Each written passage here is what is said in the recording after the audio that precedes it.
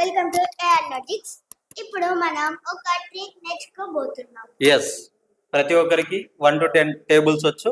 ఇప్పుడు ఆ తర్వాత మీరు టేబుల్స్ నేర్చుకోవాల్సిన అవసరం లేదు. దానికి మీకు ఒక ఏఆర్ లాజిక్స్ నుంచి ఒక ట్రిక్ చెప్పబోతున్నాం.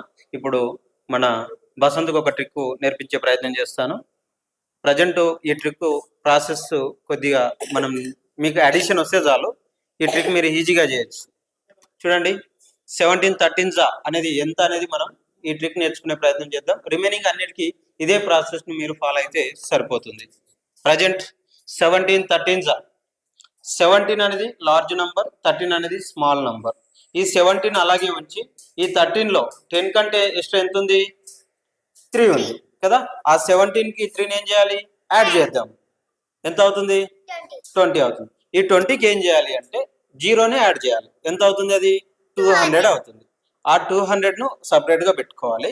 ఇప్పుడు ఆ 17 లో ఉన్నటువంటి 7 ఈ 13 లో ఉన్నటువంటి ఈ 3 ఆ 17 3 చేయాలి. 21 7 3 ఎంత? 21. ఆ 200 కు ఈ 21 ను యాడ్ చేయాలి. ఎంత? 221 అనేది ఇప్పుడు 17 13 ఎంత అంటే 221 అని చెప్పాలి. సేమ్ ఇంకోటి ప్రయత్నం చేద్దాం. 16 12 ఎంత అనేది మనం ప్రయత్నం చేద్దాం. ఇప్పుడు మన బసంత్ను అడుగుతాను, ఆన్సర్ చెప్పే ప్రయత్నం చేస్తాడు.